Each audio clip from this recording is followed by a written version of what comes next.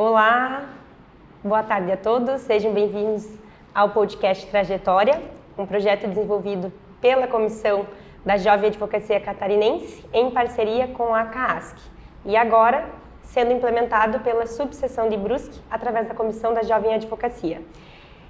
Eu sou a Mohana Zimmermiller, estou como presidente da Comissão da Jovem Advocacia de Brusque e hoje temos como nosso primeiro convidado o Dr. Éder Gonçalves, que é advogado em Brusque, bacharel em Direito pela FURB, pós-graduado em Direito Tributário, militante na área tributária e empresarial desde 1987, secretário-geral da subseção de Brusque na gestão de 91 a 94, vice-presidente da subseção de Brusque na gestão de 95 a 97, presidente da subseção de Brusque na gestão de 98 a 2003, membro do 2º Tribunal de Ética e Disciplina da OAB de Santa Catarina na gestão de 2004 a 2006, membro da 2ª Turma do Tribunal de Ética e Disciplina da OAB de Santa Catarina na gestão de 2013 a 2018, membro da 6ª Turma do Tribunal de Ética e Disciplina da OAB de Santa Catarina na gestão de 2019 a 2021, conselheiro estadual da OAB de Santa Catarina na gestão de 2022 a 2024, professor de Direito Tributário 1 e 2 da Unifeb, aqui em Brusque, no ano de 91 a 2012 e membro do Instituto dos Advogados de Santa Catarina. Seja muito bem-vindo, Dr. Éder. Antes de passar a palavra para o Dr. Éder, eu gostaria de salientar o propósito desse projeto, que é trazer essa experiência maravilhosa não apenas para o advogado que está contando sobre a sua história e que vai fazer uma reflexão sobre a sua trajetória profissional, mas também para o advogado que está ouvindo e que vai conhecer sobre a trajetória deste colega advogado e assim criar a sua própria história na advocacia. Então, Dr. Éder, obrigada pela sua presença. Muito obrigado. Gostaria de começar a nossa conversa fazendo uma pergunta que acho que vai acabar trazendo contexto de quem é o Dr. Éder e em seguida a gente passa para as outras perguntas. Então, Éder, nos conte um pouquinho sobre quem é você hoje. Bom, meu nome é Éder Gonçalves, sou advogado aqui em Brusque há 36 anos, tenho 62 anos de idade, já estou no caminho da boa esperança, né? E sou casado, tenho 2 filhas, né? As duas optaram por carreiras totalmente diversas do pai, né? Elas não seguem a carreira da advocacia, uma trabalha com desenho animado e outra trabalha com moda, mas umas opções que elas tiveram, que eu apoiei sempre. Eu trabalho em Brusque essencialmente, né, como advogado desde 1987, atuo principalmente na área empresarial, voltado mais para a área tributária, que é a minha especialização. Mas no começo da advocacia, como a gente diz, a gente fazia salada mista, né? Trabalhava em todas as áreas, porque a advocacia em Brusque não comportava uma especialidade no início da minha carreira. Eu optei em fazer essa especialidade para ser um diferencial mesmo na advocacia na época. Então, minha história dentro desse contexto é nesse sentido. E Éder, por qual motivo você escolheu a área do direito? Num primeiro momento, quase como todos os estudantes do ensino médio, na época 2º grau, havia uma dúvida muito grande sobre o que fazer na faculdade.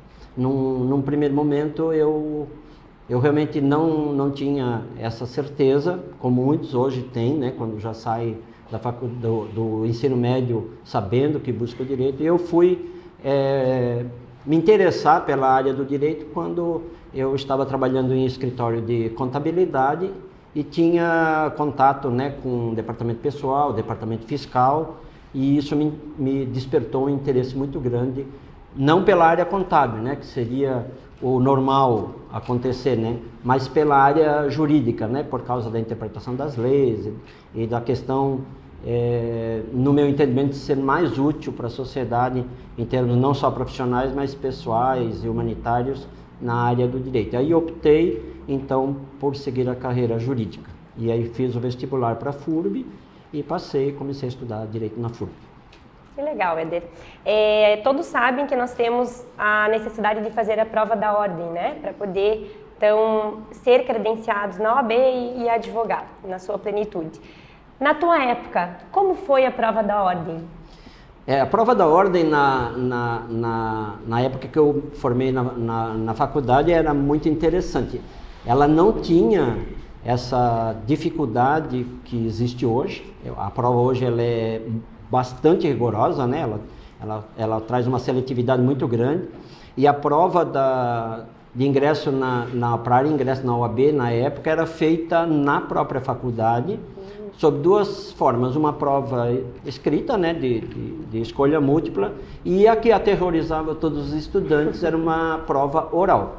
Então, se fazia uma prova escrita e, na sequência, ou alguém é indicado pela OAB estadual, ou os professores credenciados pela OAB sentavam com cada aluno individualmente e faziam uma entrevista com ele para aquelatar o conhecimento. Mas era uma situação assim, tipo, você respondia 2, 3 perguntas, o professor, ele tinha certeza que você tinha um certo conhecimento ou que estava preparado para exercer a profissão, ele não fazia nem as perguntas seguintes, seriam umas 10, e ele encerrava a entrevista e você era aprovado.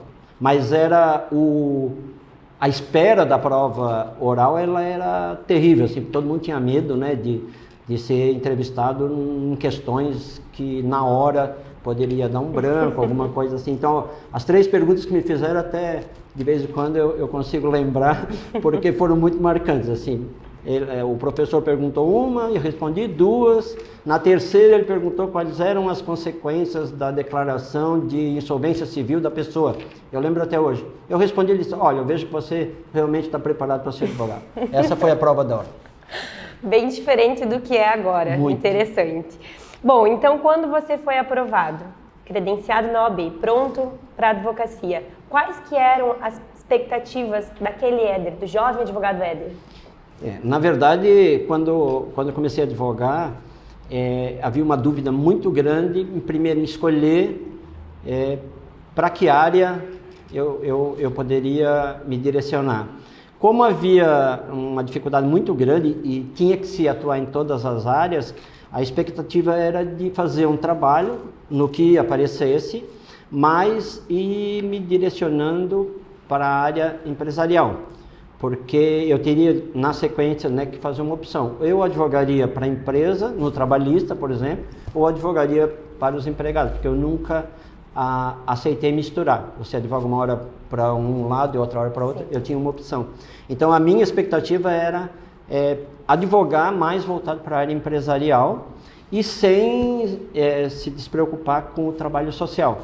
Porque desde o início da advocacia, eu também comecei a fazer um trabalho em termos de atendimento gratuito para a população, que eu sempre entendi que o advogado devia devolver para a sociedade o que ele ia ter de benefício com a profissão dele. Então, num primeiro momento, a gente conseguiu fazer um convênio com a FURB, aqui em Brusque, para fazer o estágio dos estudantes de Direito da FURB em Brusque, no fórum, com uma sala dentro do fórum de Brusque, e eu coordenava esse estágio e participava das audiências, atendia as pessoas sem nenhum custo para o Poder Judiciário e sem nenhum custo para a FURB, e atendendo gratuitamente os estudantes que não precisariam se deslocar para Blumenau para fazer o estágio, aquele estágio de atendimento que tem no NPJ aqui em Brusque.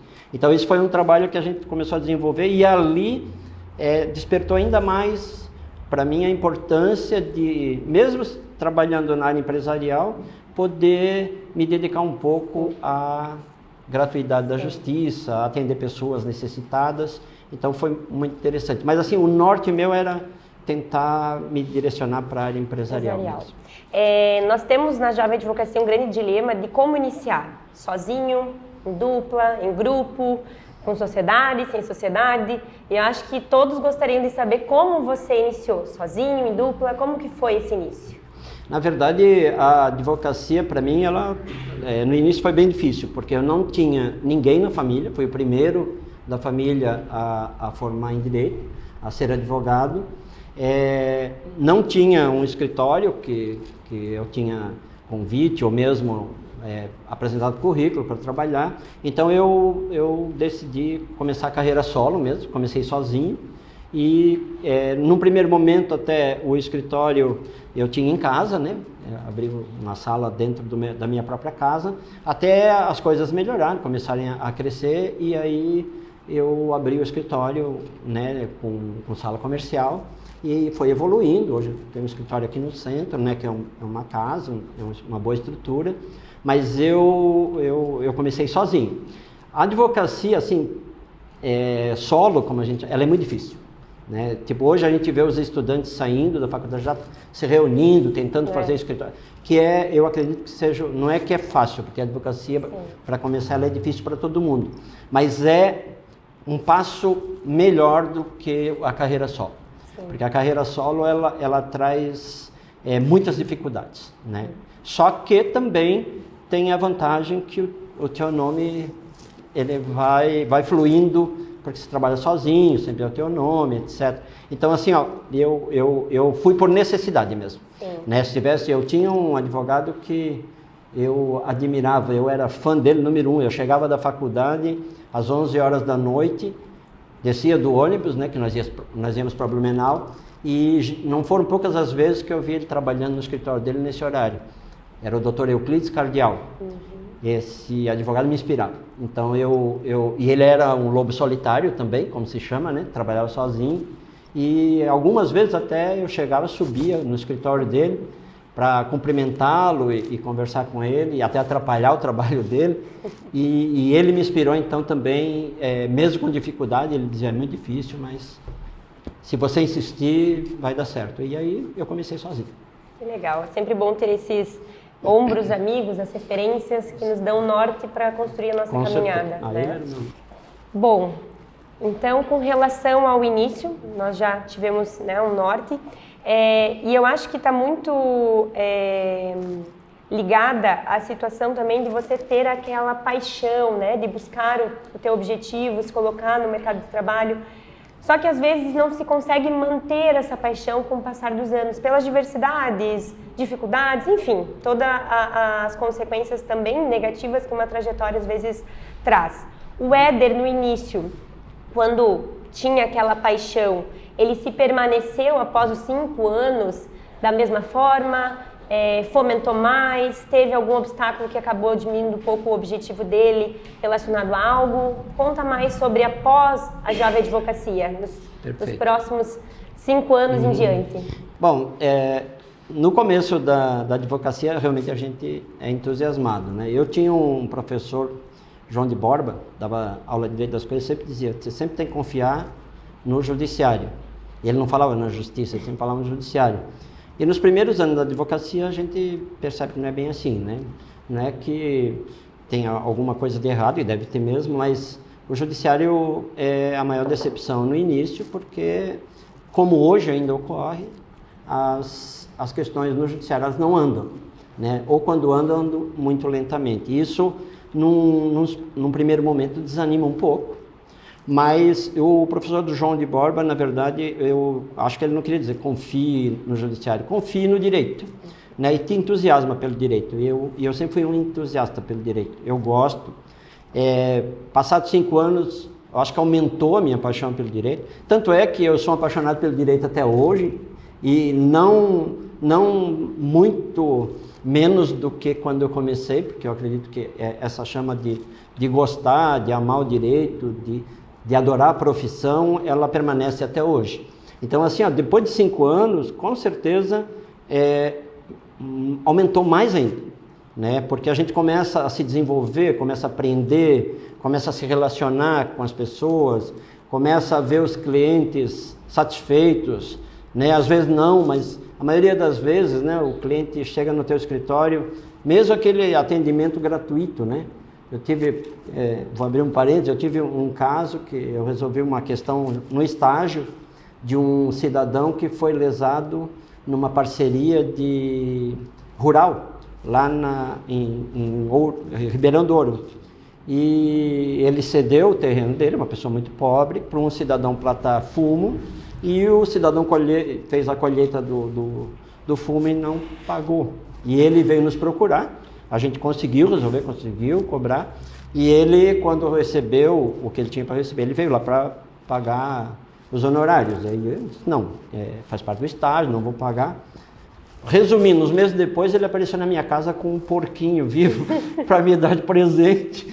E eu moro aqui no centro da cidade praticamente, disse, não posso, né? Não tem como eu criar um porquinho na minha casa. Mas aquilo foi uma coisa tão gratificante, tão, né, singela, mas importante para ele me recompensar. E eu entender que ele estava satisfeito com alguém que resolveu um problema na vida dele, que aquilo foi um up, assim, para me entusiasmar mais por essa área que é o direito, né? Que legal. Eu acho que muitas vezes não está...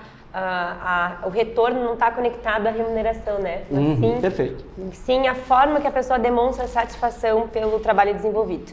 Que bom, Éder. Acredito que você, de repente, não saiba, mas, né, gostaríamos muito que você soubesse o quanto você é uma inspiração para a Jovem Advocacia, o quanto você é um ícone dentro da subseção de Brusque.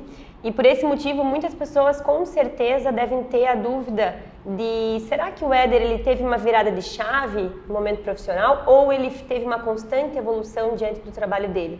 Tu conseguiria descrever isso para nós? Se você sabe dizer se teve algum momento específico ou sempre foi uma constante evolução?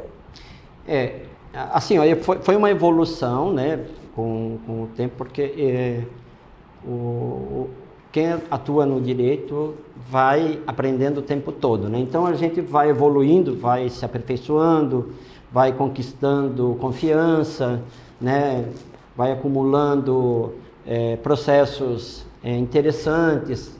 Então, assim, dentro da minha trajetória, eu acho que eu agradeço a Deus em primeiro lugar, porque, né, foi uma evolução constante.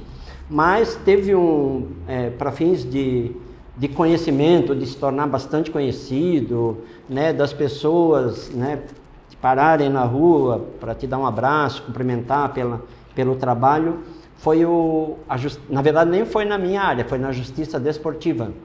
Eu atuava, né, como advogado da Justiça Desportiva, que era uma área que eu gostava, era tipo a área também do trabalho voluntário, sem ganhar absolutamente nada, porque o clube aqui, o Brusque, ele não tinha nem condições, né? Eu era diretor jurídico do clube.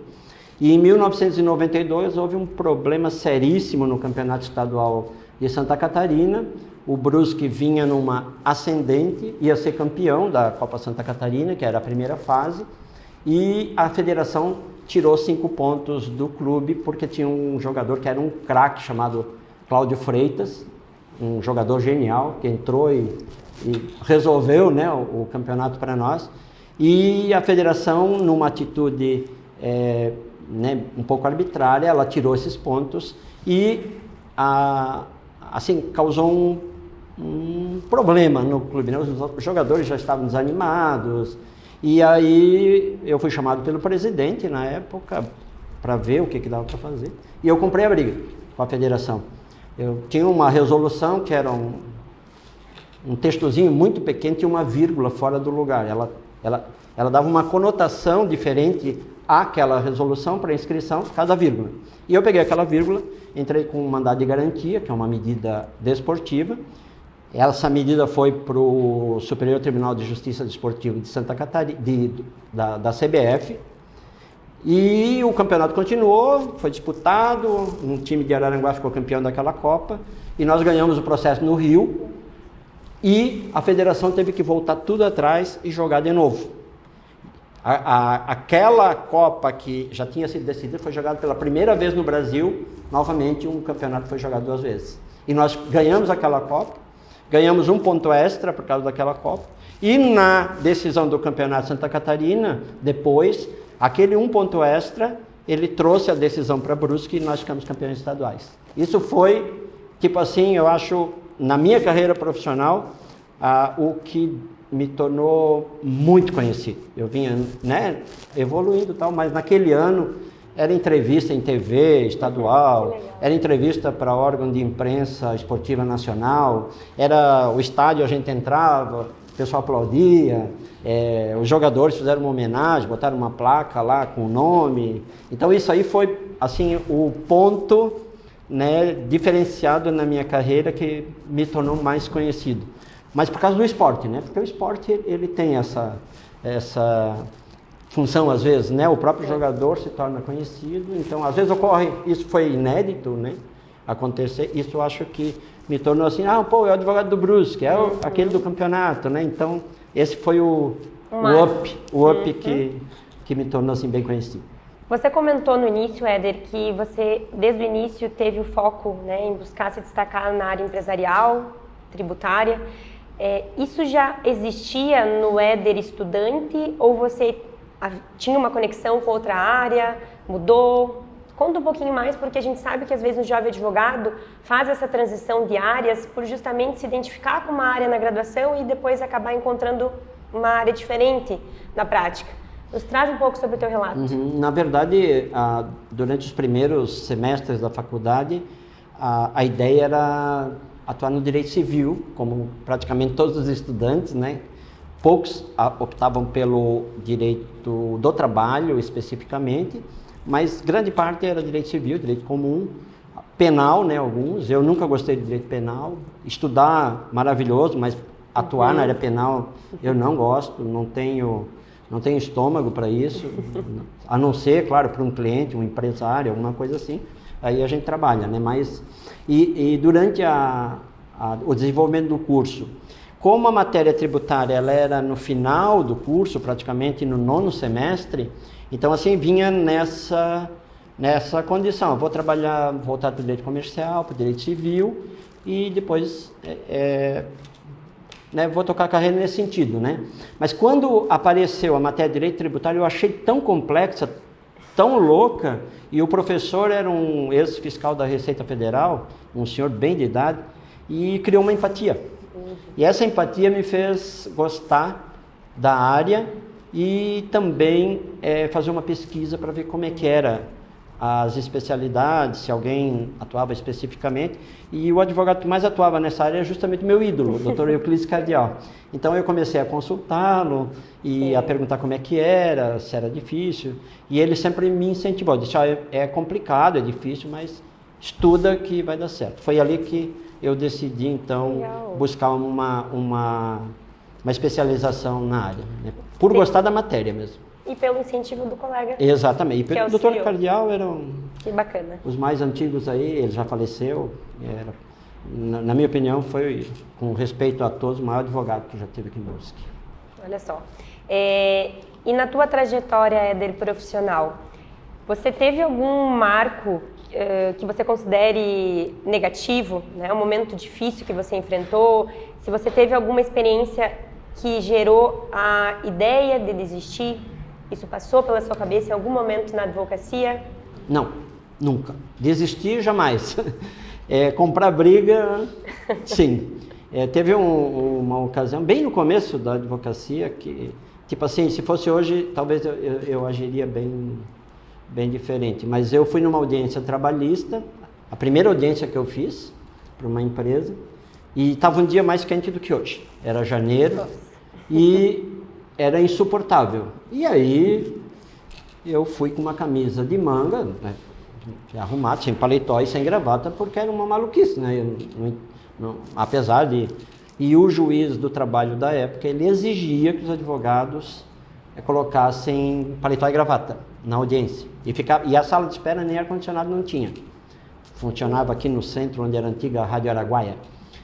E eu cheguei lá, eu já vinha da faculdade como líder da turma durante os 5 anos, lá na FURB. Então eu já vinha com o espírito meio guerreiro, né? E eu cheguei e disse, não vou pôr paletó e gravata de jeito nenhum, porque não tem lei que me obriga a pôr paletó e gravata, não tinha mesmo, né? Tinha uma roupa decente e tal, e eu estava vestido com uma camisa de gola e tal. E o juiz disse, não, então não vai ter audiência. E eu disse, tá, se não vai ter a minha, não vai ter a de ninguém, imagina. 20 e poucos anos, nervoso, tremendo.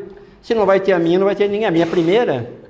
E aí, emperrou. as audiências da Justiça do Trabalho.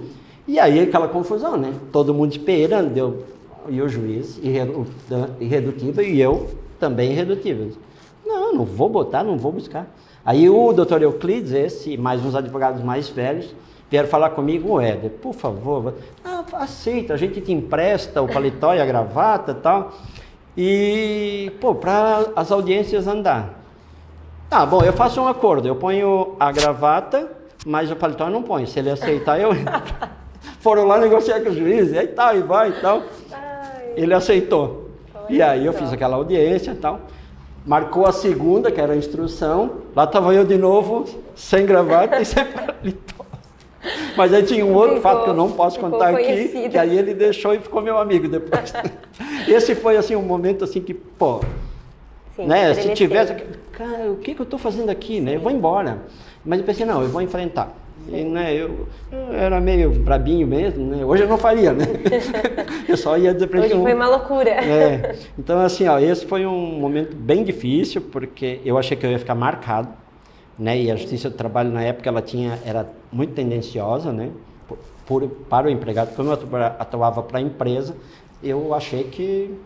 Mas aí não, depois o juiz até ficou meu amigo, a gente tinha um relacionamento bem né, cordial um com o outro. Ele foi para o tribunal TRT e sempre que vem a Brusque, que ele pode, ele vem falar comigo, a gente se dá muito bem hoje. Mas foi um evento assim que poderia ter me desanimado, mas pelo contrário. Sim. Deu o efeito contrário, fiquei mais com vontade ainda de trabalhar. Isso é muito importante porque no início da advocacia nós temos muito receio de nos posicionar, né, de inclusive valorizar o nosso trabalho, embora não seja uma caminhada longa. E acho que isso é muito importante para que todos saibam que o início é difícil para todo mundo. Não, né? E o jovem advogado sempre fica mais preocupado, né, em enfrentar o juiz, essas coisas assim são difíceis. Ontem, né, essa semana só, colocando uma questão atual, né, uma juíza saiu em tudo quanto é mídia aí, gritando lá em Xanxerê com a testemunha para ser chamada de excelência. Eu me coloquei no lugar do advogado. O advogado novo não se insurgiu ali, né? Mas eu, na época, e lá no conselho a gente até discutiu isso, né? No grupo do conselho estadual, tinha que pôr sangue nos olhos. A juíza mas jamais faria isso com uma testemunha de um processo meu particular, no caso. Por quê? Porque não sendo mal educado, mas não teria mais audiência. Né? Não pode. Então, esse medo o advogado não precisa ter. Sim. Porque o juiz e eles são iguais. Exato. Nós e o juiz somos iguais, estamos na mesma hierarquia. Todos merecem respeito. Exatamente. Nós com eles e eles conosco. Aquilo ali foi um absurdo. E realmente a gente sabe que cada vez mais tem acontecido isso e nós precisamos que todos tenham conhecimento dos seus direitos também, né? Inclusive, fazendo uma observação, a OAB tem toda uma estrutura, né, para poder estar à disposição. E atua. Exatamente, do jovem advogado, do advogado que já está há mais de 5 anos na sua profissão.